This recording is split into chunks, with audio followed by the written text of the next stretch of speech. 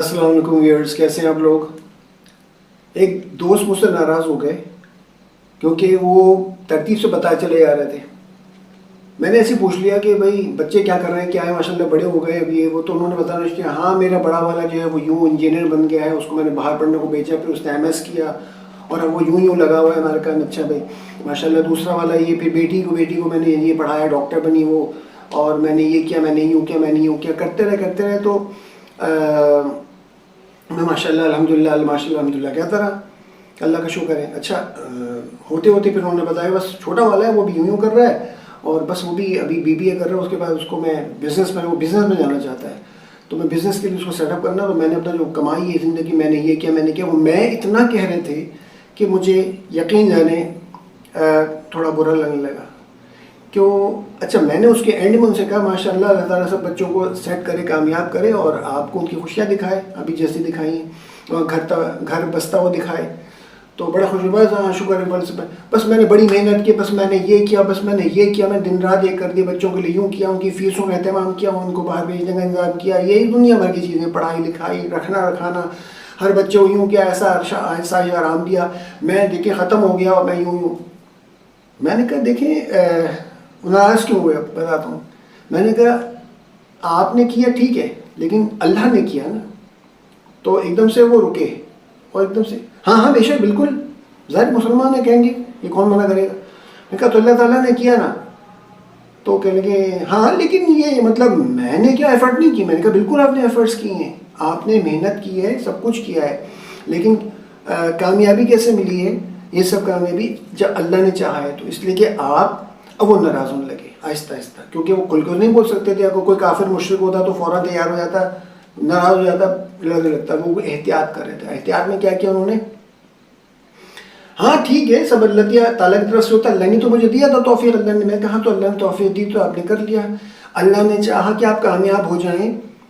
تو جب ناراض ہوئے نا تو میں ان کو سمجھایا، میں کہا دیکھو بات سنو، بیٹھو. پھر میں نے کوئی بات سمجھائی کہ جو کچھ آپ نے کیا تھا نا، بے شک اس کا نتیجہ ہے، لیکن اللہ کی مرضی کے بغیر کچھ نہیں ہوتا.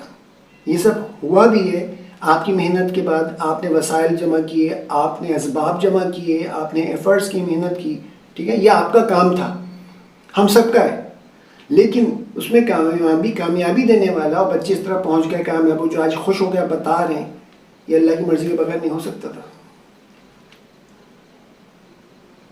تو تھوڑے دیر کے لیے میرے خیال میں وہ تھوڑا سا بہت زیادہ دین کی طرف نہیں ہے، مذہبی بہت نہیں ہے، بس نماز پڑھ لی، کر لیا، روزے رکھ لیے. بہت سارے لوگ ہمارے معاشرے میں ایسے ہیں جو کبھی علم رکھتے نہیں دین کا، سوچتے بھی نہیں ہیں کہ اللہ تعالیٰ اور اس کائنات کے بارے میں کچھ پڑھا جائے، سمجھا جائے، قرآن پڑھا جائے، قرآن سے دیکھے اللہ تعالیٰ نے کیا بات کی، احادیث کی اسٹڈی کرنی چاہیے، دین کا علم کوئی طریق. تو وہاں میں دیکھا کہ ان کے اندر بھی، ان کے بچوں میں. تو میں نے کہا اپنے بچوں کو سب علم دیا، دین کا علم دیا. ہاں وہ نماز پڑھتے ہیں. میں کہا نماز پڑھنا فرض ہے، روزہ فرض ہے، آپ چھوڑ دیں. قربانی آ گئی، اگر پیسے تھے تو آپ نے کر دیا قربانی، حج آیا تو کر لیا. میں آپ سے فرائض نہیں پوچھ رہا ہوں، ارکان اسلام نہیں پوچھ رہا، میں پوچھ رہا ہوں آپ نے اپنے بچوں کو دین کا علم دیا. ارے یار وہ میں مدرسے میں جاؤں، بات سنیں ان کی، میں مدرسے میں جاؤں یا میرے بچے تو میں ان کو اعلیٰ تعلیم. میں نے کہا اعلیٰ تعلیم مدارس میں نہیں ہوتی کیا؟ آپ کا کانسیپٹ غلط ہے بھائی. اگر مجھے فری ہیں تو میں نے ان کو اسپیشلی مطلب ان کو اس طرح سے بولا، اور میں بول سکتا تھا. میں کہا آپ کا کانسیپٹ غلط ہے. آپ سمجھتے ہیں ملا داڑھی اور وہ ٹوپی پہنے بیٹھے ہوں گے تو بس وہ قرآن شریف پڑھنا سکھا دیں گے، 4 حدیث بتا دیں گے اور آپ کو گھر بھیج دیں گے. میں کہا بھائی پورا فقہ کا علم ہے، حدیث کا علم ہے، اس میں منطق کا الگ ہے، عالم بننے کا الگ کورس ہوتا ہے، مفتی بننے کا الگ کورس ہوتا ہے. تو آپ اس کو کیا سمجھ رہے ہیں؟ بس معمولی چیز ہے؟ Of course not. آپ کس دنیا میں. پھر میں ان کو بیٹھ کے سمجھایا، پورا بتایا. وفاق المدارس کا ہیڈ آفس جو ہمارے یہاں ہے، وہاں سے کس طرح سے ہوتے ہیں، کیا شرائط ہیں، کیا ہونا چاہیے، بچے کس طرح نکلتے ہیں. اور پھر سارا بہرحال ایک وقت آیا ان کو سمجھ میں آ گیا. بھائی ویورز، میں آپ کو بس یہ بتانا چاہ رہا ہوں کہ ان کو ریئلائز کیا. وہ وقت آیا کہ کچھ دن بعد کچھ مسئلہ ہوا بچے کے ساتھ، اور پھر مجھ سے کانٹیکٹ کیا، کہنے لگے یار وہ پھنس گیا باہر، اس کے بعد مسئلہ ہو گیا، اس کے بعد فراڈ ہو گیا ہے امریکہ میں، یوں ہوا. میں نے کہا کیا مطلب؟ انا للہ پڑھا؟ کیا مطلب؟ میں نے کہا جب تکلیف ہو، پریشانی ہو تو انا للہ و انا راجعون پڑھتے ہیں، خالی مطلب مرتے میں تھوڑی پڑھتے ہیں. اچھا اب ان کو پتہ نہیں، تو میں نے ان کو آہستہ آہستہ میں نے کہا میں تمہیں فیڈ کروں گا، اب میں اس عمر میں تمہیں آہستہ سے بتاؤں گا، اس لیے کہ باقاعدہ جا کے تعلیم حاصل کرنا مدارس میں آپ کا بس کی بات نہیں ہے اور نہ آپ کریں گے، تو کم از کم کچھ کتابیں بتاؤں گا وہ پڑھیں، کچھ علماء ہیں ان کے لیکچر سنیں آپ، اس طرح کے بعد مسجد سے جڑیں، مسجد جائیں، وہاں پہ درس و تدریس کا ہوتا ہے، قرآن کا درس ہوتا ہے، تفسیر ہوتی ہے، اس کی کلاس ہوتی ہے، وہ بیٹھیں سنیں، اور حدیث کا علم ہوتا ہے تو وہ لیں، تو پھر آپ کو جا کے پتہ چلے گا کہ کیا کیا کیا نہیں کیا، اور آپ کے بچوں کو بھی یہ سکھائیے۔ اگر آپ کا بچہ ایسا ہوتا نا کہ تعلیم کے ساتھ آپ نے دین کی تعلیم بھی دی ہوتی اس کو، اور وہ اللہ سے جوڑ دیا ہوتا نا کہ اللہ سے جوڑ جاؤ بیٹا، میں تو یہاں تک دور بیٹھا ہوں پاکستان میں، تم امریکہ میں وہاں پر ہو، تو تم دیکھنا کہ کیا ہوتا ہے، تو اللہ سے پہلے اللہ کو پکارنا، بے شک مجھے بتانا کیا مسئلہ میں کچھ حل کر سکتا ہوں کروں گا، لیکن بیسیکلی تمہیں کون مدد کرنے والا ہے؟ اللہ مدد کرنے والا ہے۔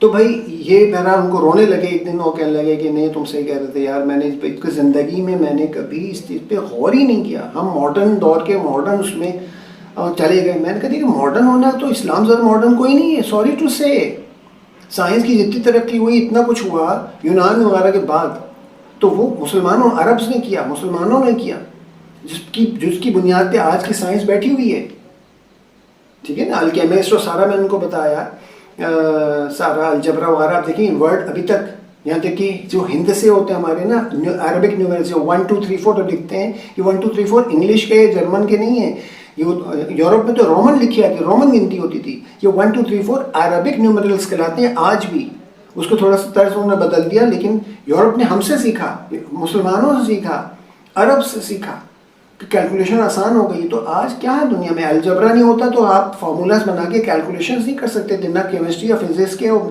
میتھمیٹکس سے کوئی فارمولاز نہیں بنتے، اور کچھ نہیں پتہ چلتا، کوئی ترقی نہیں ہوتی۔ تو وہ اتنے حیران تھے کہ یار یہ بھی نہیں پتا مجھے۔ پھر میں نے ان کو اسپین کے بارے میں بتایا کہ اسپین مسلمانوں کے اتنا شاندار ماضی ہے، کتنی ترقی ہوئی ہے وہاں پہ، تو آرکیٹیکچر، آرٹ، سائنس، ٹیکنالوجی آگے تھے، انتہائی آگے، وہ سوچ بھی نہیں سکتے تھے۔ آج پرنس کنگ چارلز جو انگلینڈ کا، وہ کیا کہہ رہا تھا ایک دفعہ ایک کانووکیشن میں، جو پرنس تھا وہ، کہ آج ہم یورپ والے مسلمان جو اسپین میں چھوڑ گئے تھے نا، اس کے مرہون منت آج ہم اس پہ کھڑے ہوئے ہیں، تو ہم نے ترقی کی ہے۔ اگر وہ بے وقوفیاں ہم نے، اور ہمیں 500 سے 600 سال لگ گئے یہاں تک پہنچنے میں، وہ سیکھنے میں علم جو مسلمان اسپین میں چھوڑ گئے تھے، اور اگر ہم نے آج پھر وہی بے وقوفیاں کی جو مسلمانوں نے اسپین کی کر دی تھی، اس کی وجہ سے ان کا زوال ہو گیا، تو ہم بھی برباد ہو جائیں گے، یاد رکھیے گا۔ یہ بہت مشہور کانووکیشن پر میرے انکل جو موجود تھے، انہوں نے سنا اور پورا آگے بتایا، تو بھائی وہ سمجھتے ہیں، وہ جانتے ہیں، اس لیے مسلم کو سپورٹ بھی بہت کرتے ہیں مسلم۔ تو اینی ویز اب یہ بات جب آئی تو اب چلے ہم اب آج کے لیکچر میں اور آگے بات بڑھاتے ہیں اس چیز کو کہ کتنا امپورٹنٹ ہے کہ ہماری ایفرٹس، ہم کہتے ہیں میں ایک دفعہ ایک ملٹی نیشنل کمپنی میں تھا، جوانی کی بات ہے، 93 کی بات ہے، تو میرا ایک فورن باس تھا، کوئی بات ہوئی تو انہوں نے مجھے بتایا مشکل ٹاسک تھا، یہ ہو جائے گا یہ ہو جائے گا، میں نے کہا okay I will do it, کوئی mister Khurram this that this you have to do this, you have to hard work this, میں نے کہا یا آئی ڈو اٹ انشاءاللہ، کہتے ڈونٹ سے انشاءاللہ، میں نے کہا انشاءاللہ، تو کہتے ڈونٹ سے انشاءاللہ، میں سے why and I was surprised, میں حیران تھا کہ اس کو کیسے پتا انشاءاللہ کا مطلب، اس کو سارا مطلب پتا ہے، وہ کہیں وہ بھیڑ چکا تھا، کوئی اس کو بتا چکا تھا، تو میں نے کہا کہ اوکے یو نو اباؤٹ، کیا سر yeah I know that.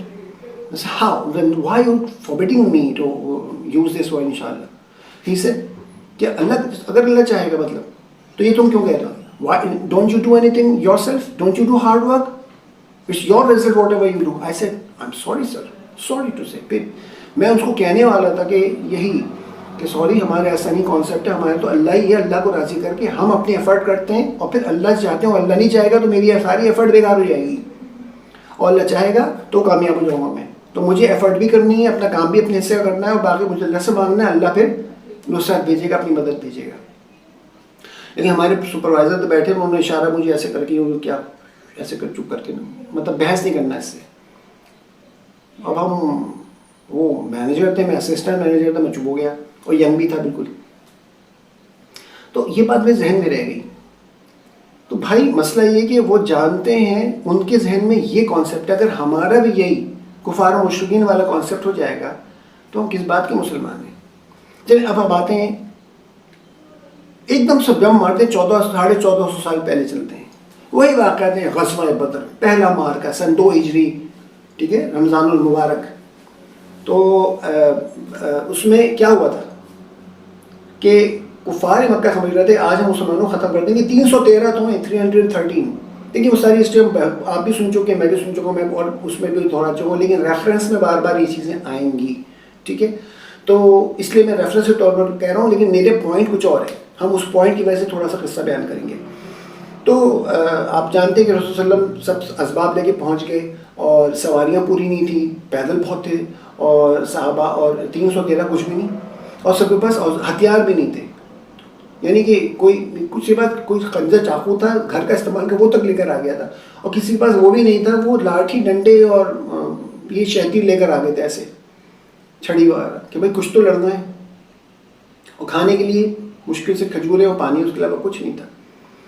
اور بدر کے مقام پہنچ کے رسول صلی اللہ علیہ وسلم نے اللہ کے سامنے کھڑے ہو گئے اور کہا کہ اللہ تعالیٰ آج یہ اگر بندے ان کی مدد نہیں کیا آپ نے نا, ہم پہنچ گئے ہیں, ہم نے سارے اسباب کر لیے ہیں, ہمیں جو ہوتا تھا ہم نہیں دیکھا رمضان چل رہے ہیں, یہ ہو رہا ہے وہ ہو رہا ہے, ہم آ کے میدان میں کھڑے ہو گئے آپ کی خاطر, آپ کے حکم پہ, کہ آپ نے کہا نکلو نکلو اللہ کی راہ میں جہاد کرو.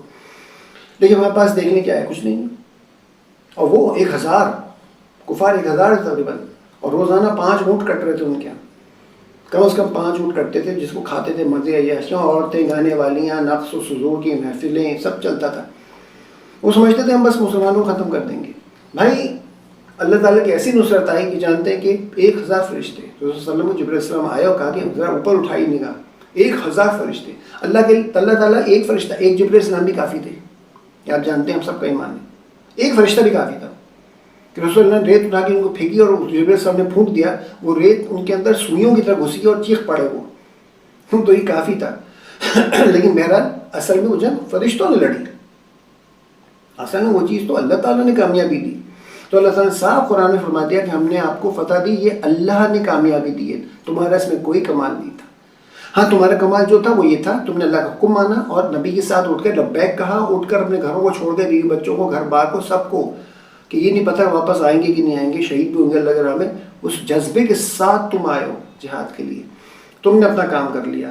اب اللہ کی نصرت آئے گی, اللہ کی مدد آئے گی. تو بھائی اللہ کی مدد کے بغیر کچھ نہیں ہو سکتا, اللہ ہی کرنے والا ہے. لیکن اس وقت آتی ہے نصرت, اس اللہ کی مدد, جب ہم خود اس کے لیے ایفرٹس کرتے ہیں, اسباب کرتے ہیں.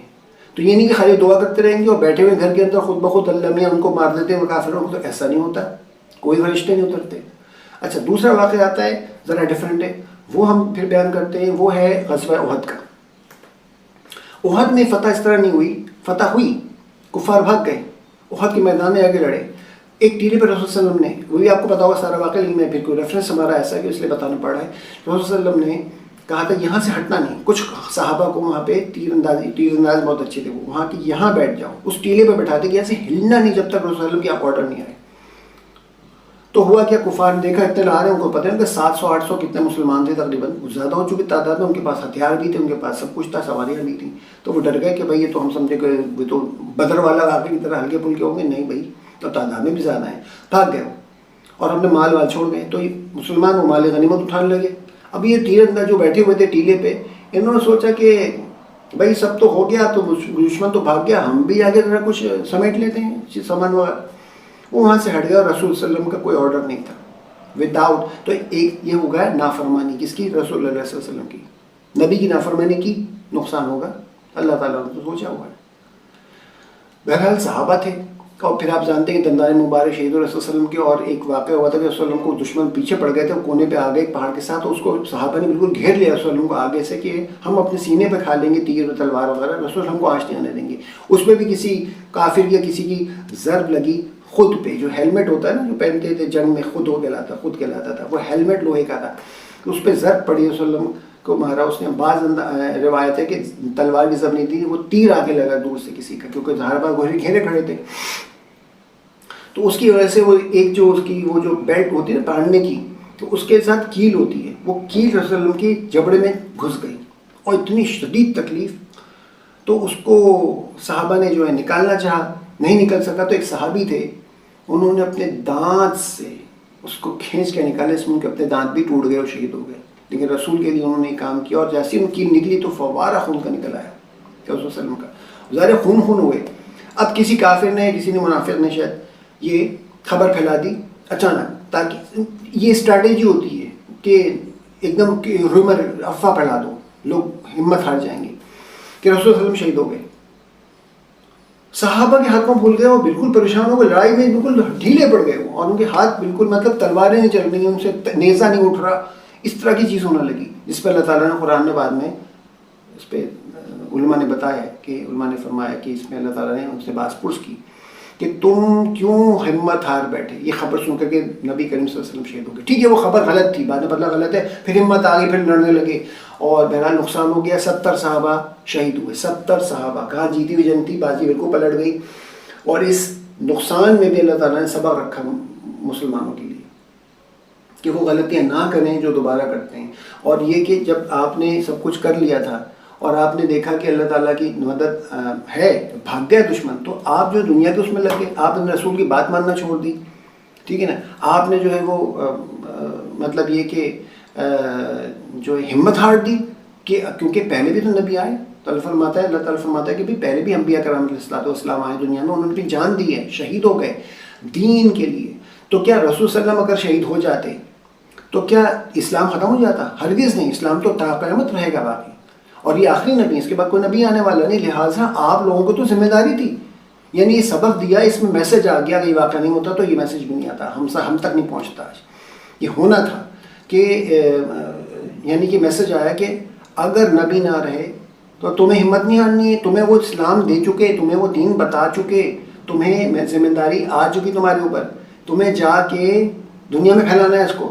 ہمت نہیں ہارنی ہے. اگر رسول صلی اللہ علیہ وسلم نہیں رہے تو کیا تم چھوڑ دو گے؟ یہ آج نہیں، چلو ایک وقت آئے گا، رسول صلی اللہ علیہ وسلم عام بشر ہیں، وہ بھی، ان کو بھی موت آئے گی. تو کیا جب وہ نہیں رہیں گے دنیا میں تو کیا تم لوگ جو ہو وہ مطلب اسلام چھوڑ دو گے، ہمت ہار جاؤ گے، ڈر جاؤ گے، لڑو گے نہیں؟ دس از رانگ.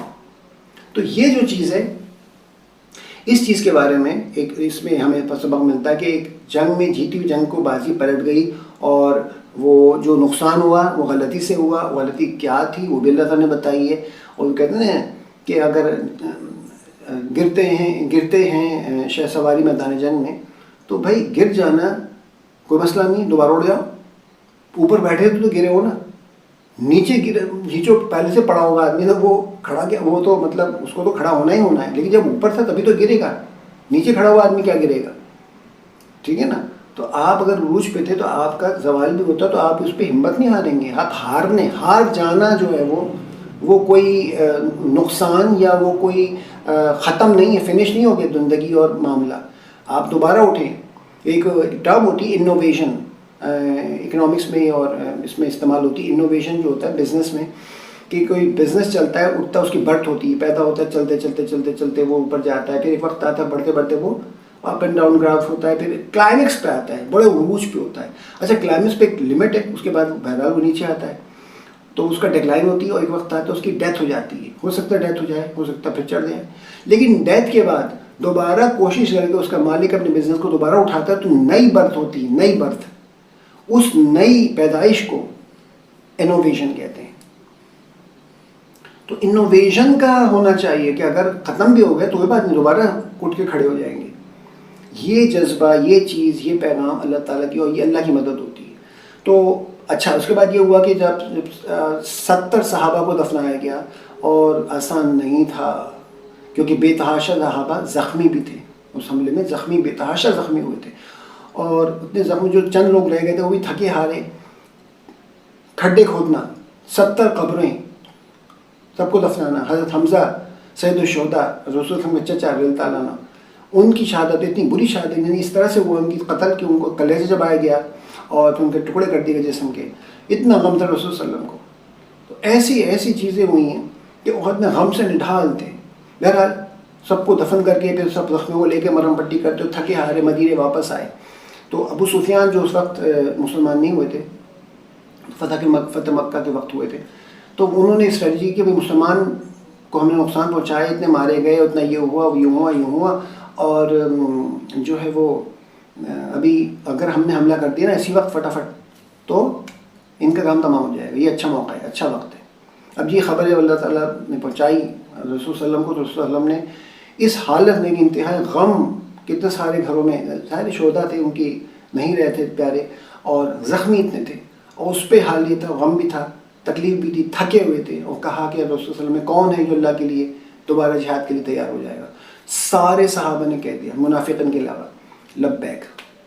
اس بات پر کہ ایسا کبھی واقعہ ہوا ہی نہیں تاریخ میں کہیں بھی, اسلام کیا کسی بھی تاریخ کے حصے میں نہیں ہوا کہ اتنی بری حالت میں کہا اور رسول اللہ نے فوراً کہا اور سب نے لبیک کہتے. صحابہ, یہ صحابہ کی قربانیاں, یہ تھی محبت رسول صلی اللہ علیہ وسلم سے, یہ تھی محبت دین سے, اسلام سے, جو انہوں نے سیکھی, اور سب نے لبیک کہہ دیا. اور پھر اس وجہ سے اس ان کے جوش و جذبے کو دیکھتے ہوئے اللہ تعالیٰ نے ایسا کیا سلسلہ کہ ان کے اندر پھر خوف ہوا. جن کو خبر پہنچی منافقین سے, بھائی تو وہ تو تیار ہیں اور بہت زبردست طریقے سے تیار ہیں, اور وہ تمہارے حملے کو ایسا پسپا کرنے کے تیار ہے پوری ہمت کے ساتھ, وہ تمہیں بخشیں گے نہیں, تم نے ایسی طرح حملہ کر کے ان لوگوں کے لوگ شہید کیے. یہ سن کر کفار مکہ پھر بیٹھ گئے خاموش کہ نہیں بھائی, یہ تو ہم سمجھتے تھے تو ہم ہمت ہار جائیں گے, تو یہ تو اتنے خطرناک لوگ ہیں بھائی. تو وہ بیٹھ گئے, وہ بات خطرہ ٹل گیا. لیکن صحابہ کا لبیک کہنا اللہ تعالیٰ کو اتنا پسند آیا کہ جو صحابہ جنہوں نے تیر انداز جو ہٹ گئے تھے رسول صلی اللہ علیہ وسلم کے اجازت کے بغیر, ان کو بھی معاف کر دیا گیا, اور صحابہ جو گھبرا گئے تھے ان کو بھی معاف کر دیا گیا. ان کے لیے اللہ تعالیٰ نے معافی کا اعلان کیا, اور مسلمانوں کو ہمت پڑی, اور اس سے انہوں نے بہت کچھ سیکھا, بہت کچھ, کہ اللہ کی مدد کے بغیر, اللہ کی چاہت کے بغیر زندگی میں انسان کوئی کچھ نہیں کر سکتا, چاہے وہ کوئی بھی ہو, میں ہوں, آپ ہوں, کافر ہوں, مسلمانوں سے کوئی فرق نہیں پڑتا. لیکن جو اللہ تعالیٰ کو کسی بھی رب کو نام سے پکارے, لیکن پکارتا تو اپنے کسی ماننے والوں کو, اگر وہ اللہ کو پکارتا جانتا ہے کہ وہ ایک ہی واحد ہے, تو مدد اسی کی آتی ہے. اللہ تعالیٰ سب کو دیتا ہے, کھانا سب کو دیتا ہے, کپڑا سب کو دیتا ہے, سب کو سب کچھ ملتا ہے دولت میں. یہاں پہ کوئی نہیں, قیامت کے دن سب حساب کتاب ہو جائے گا. لیکن جو کامیابی ہمیں ملتی ہے وہ ملتی ہے, اس کے بیس جو ہے وہ ہے کہ ہم ایک اس وقت کریں گے جب ہم عمل کریں گے, تو پھر اللہ تعالیٰ کی مدد بھی آئے گی. یہ شرط ہے, اکیلے ایک کام نہیں ہوتا. اور ہماری ایفرٹ پازیٹیو ہو جو بھی ہو, ہمیں رزلٹ پازیٹیو ملے, پازیٹیو نہیں, رزلٹ ہمارا نیگیٹو آئے پازیٹیو آئے, وہ اس میں ہمیں اللہ کو خاموشی سے قبول کر لینا ہے. اللہ تعالیٰ کی مرضی, یہ سمجھنا ہے کہ اللہ کی منشا ہے. اس لیے کہ نقصان ہوگا یا نیگیٹو ہوگا تو بھی ہمارے فائدے میں ہوگا. کچھ ہم سے ہی غلطی ہوئی ہوگی, اس کا یہ ہوگا, اور کیا پتہ ہمارے نقصان دہ ہو, ہم اس کو صحیح سمجھ رہے ہو, اچھا تو ہمیں نیگیٹو اس کا رزلٹ ملے گا. اور اگر فائدہ ہوگا, پازیٹیو ہوگا, تو ہمیں خوشی ہوگی تو اللہ تعالیٰ نے ہمیں ہمارے لیے بہتر سمجھا, تو اس کو ہمارے پازیٹیو وے میں ہمارے لیے کر دیا. تو یہ جو چیز ہے, یہ خیال رکھنا, یہ چیز کرنی ہر مسلمان کو, کم از کم ہر مسلمان کو تو یہ ایمان ہونا چاہیے ہمارا کہ ہم جو ہیں بغیر کسی اس کے ہر چیز اللہ کی مشیت ہے. ڈاکٹر ہے, اگر اس نے آپریشن کیا, کچھ بھی کیا, اللہ نے اس کو ڈاکٹر بنا دیا, پڑھا دیا, دے دیا, سرجری کی اس نے, لیکن اللہ کی مرضی کے بغیر اس کی سرجری کامیاب نہیں ہوتی. ہم دوا بناتے, سب کچھ کر لیتے, لیکن ڈاکٹر کے پاس جاتے ہیں, اس سے لکھواتے ہیں نسخہ, دوا خریدتے ہیں, لاتے ہیں, کھاتے ہیں, تو لیکن اس کو اثر کرنا, اس سے شفا دینا, یہ اللہ کا کام ہے. اگر اللہ نے نہیں دی شفا تو کچھ نہیں کر سکتے. بہت سارے ایسے مریض ہیں اور مرض ہیں کہ کوئی علاج نہیں ہو پاتا, ان کا علاج کر کے بھی علاج نہیں ہو پاتا. یہ اللہ کی مرضی ہے, ٹھیک ہے نا جی. تو کوئی عمارت ہو رہی ہے, کوئی بزنس ہو رہا ہے, کسی چیز میں انسان ہے کہ میں کرتا ہوں نا, میں نہیں ہونا چاہیے, میں نے یہ کیا. آپ کا کام اتنا تک ایفرٹ کر لیں, آپ بیج بو سکتے ہیں, پانی ڈال سکتے ہیں, آپ بیج میں سے اناج نہیں اگا سکتے. آپ اناج اگ جائے پودا تو اس میں آپ جو پھل نہیں لگا سکتے, اس میں دانے نہیں آئیں گے جب تک اللہ تعالیٰ نہیں چاہے گا. ہم غذا پکا لیتے ہیں, اگاتے ہیں, کھاتے ہیں, لیکن ہمارے جسم کا حصہ ہمیں طاقت دیتا ہے, یہ چیز اللہ تعالیٰ نے کی, یہ اللہ کے ذمہ ہے. اگر وہ ہم کھائیں, ہمیں فائدہ نہ کرے, کوئی طاقت نہ ملے, ڈھال ہو جائیں, کوئی فرق پڑے گا نہیں ہوگا. یہ سب اللہ کی چاہت کی وجہ سے, کہ اس پہ ماننا پڑے گا کہ اللہ کی چاہت کے بغیر کچھ نہیں ہو سکتا. اللہ تعالیٰ چاہیں گے کہ اللہ کی مدد آئے گی تو تمہیں کامیابی ملے گی. اللہ کی مرضی کے بغیر تمہاری نہ کامیابی ہے نہ ناکامی ہے. ہاں, اس میں ہماری ضرور بیوقوفی ہوتی ہے کہ بہت سے کفار ایسا کرتے تھے کہ اگر کامیابی ہوئی تو کہتے ہیں ہمارے ہیں, اور ناکامی ہوئی تو اللہ کے اوپر ڈال دیا. اللہ نے یہ کیا بات ہوئی بھائی کہ تمہیں تو اگر نقصان ہو جاتا تو میرے اوپر ڈال دو, اور تمہیں کامیابی ہوئی تو تمہارا ساری ترم خانی اور سارا کمال تمہارا ہو گیا. ہرگز بھی نہیں, ایسا نہیں ہے. تو stupid to think like that, to say like that. تو بہرحال کافی طویل بات ہو گئی, لیکن بہت امپورٹنٹ ٹاپک تھا, اور کب سے سوچ رہے تھے کہ اس کے بارے میں اس کے ریفرنسز کے ساتھ بتاؤں اور آپ تک آپ کو گوش گزار کروں. دعا میں یاد رکھیے گا. السلام علیکم ورحمۃ اللہ.